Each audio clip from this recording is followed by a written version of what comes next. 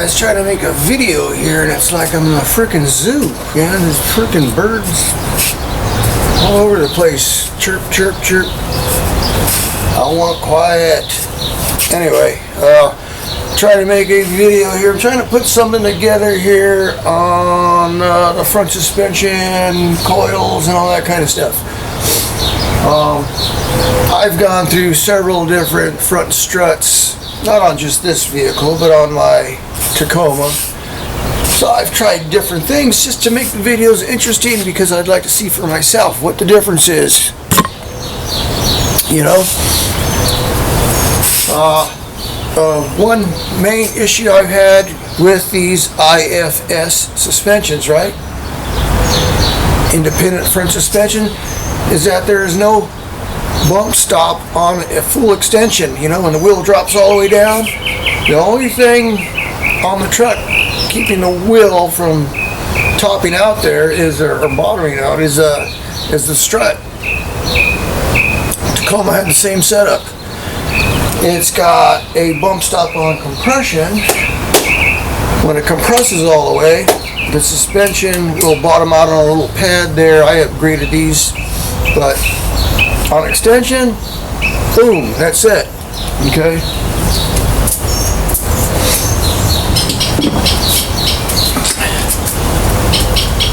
So basically, here's the factory strut. Okay, it's all the way extended right now. It's all the way up. That's as far as it goes. So the issue I had on the Tacoma was blowing out the seals on these trucks, on these struts. I was running. I went through like 2 sets of old man emus, and yeah, they always leaked here, and I could tell they were overextended. And I learned, you know, once I replaced the first set.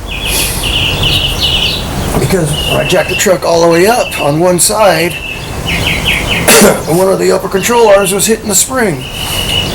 It wasn't hitting on the other side, it was only hitting on one side. So what happened there? Strut overextended and blew something out on the stops. I actually cut one of these struts open just to find out what does it look like. Sure enough, you can see where this internal stop had broke loose. And that's why one wheel had more droop than the other.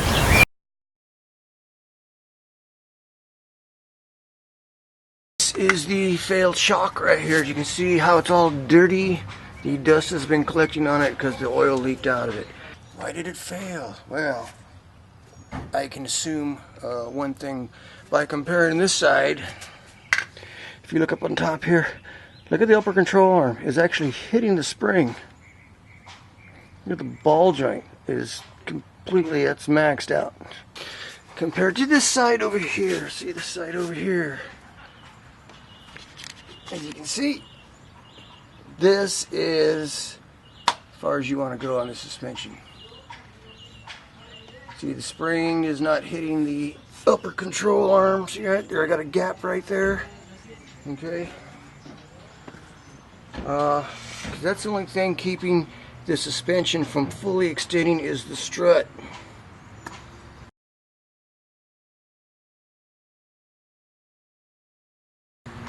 On compression, it's got a bump stop that keeps it from compressing all the way, but on extension, the only thing holding this thing together is the strut itself. On this vehicle, I ran the factory struts just like these for a while there, but they were kind of soft, so I went with some, I thought I'd try some Rancho RS 5000X, alright, struts. They rode really good, but after a weekend in Death Valley, they were done. I'll show a little clip of that.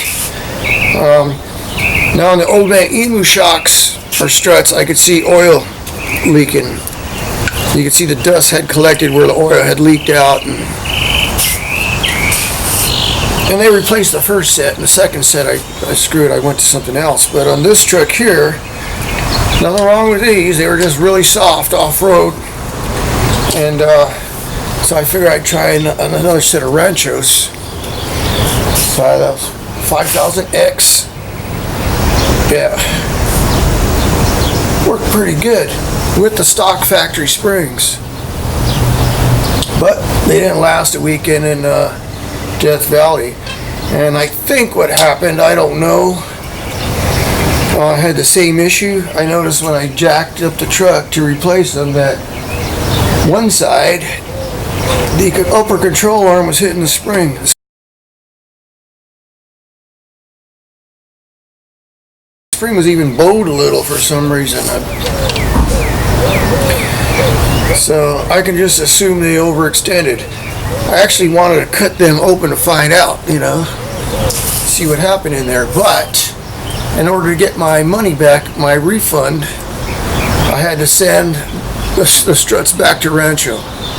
So we'll never know.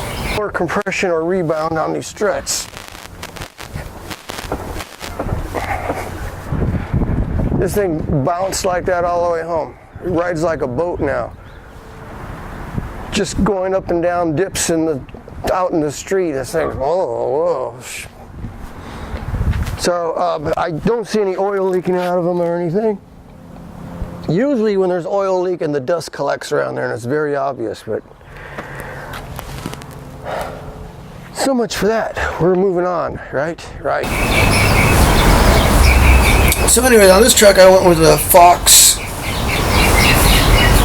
2.5 reservoir shocks, and this is what BDS sells for their 5.5 inch lift kit for a Colorado and Canyon specific.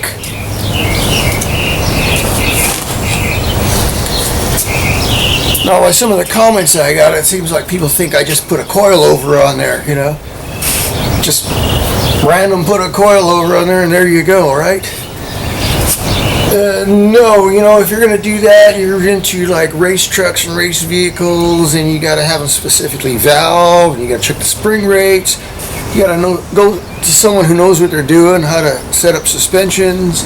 You basically, if you're building a race car, or race truck, you're pretty critical on the whole suspension setup.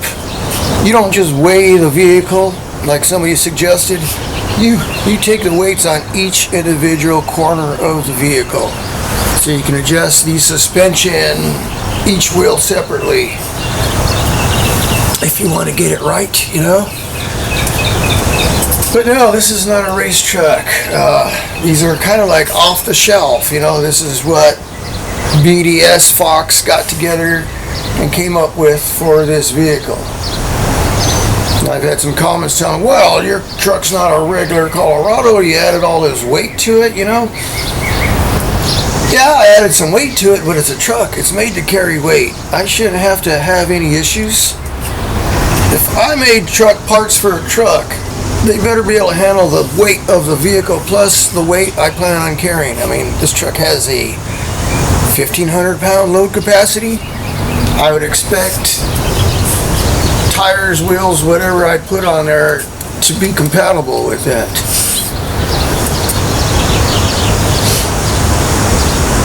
Now apparently these struts are made for a truck with no weight. There's a message I'm getting.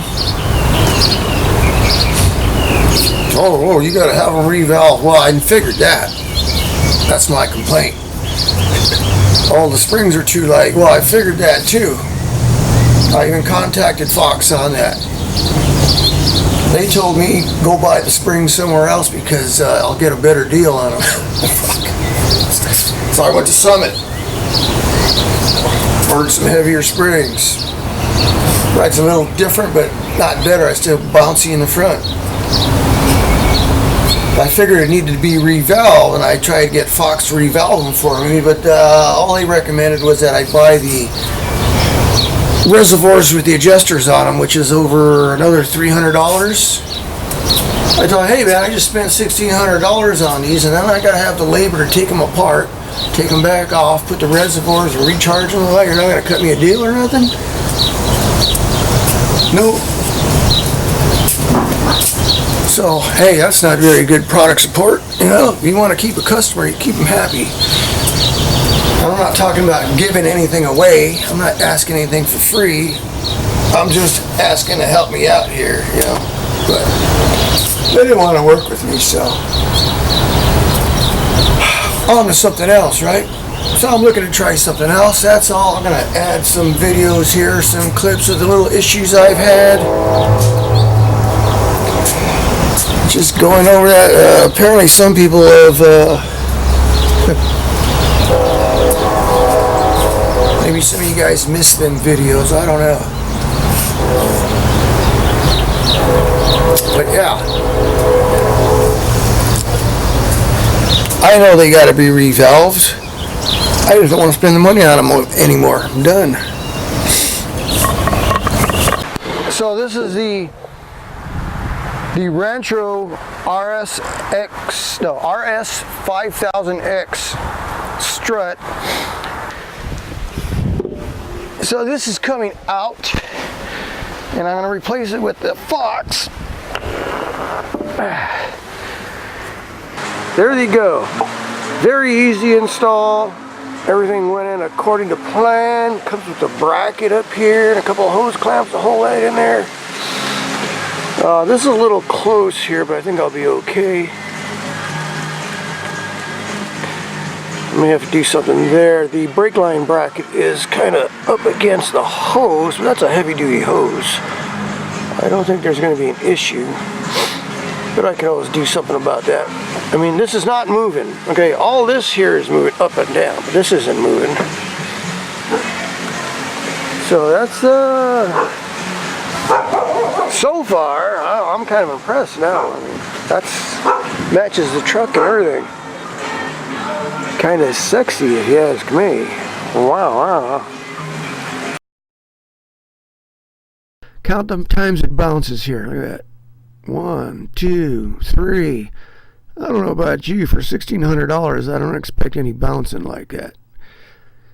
So, I just wanted to clear something up. I had some comments out there, oh, I don't know what I'm doing, you should do some research, you just can't throw coilovers on there, they got to be tuned.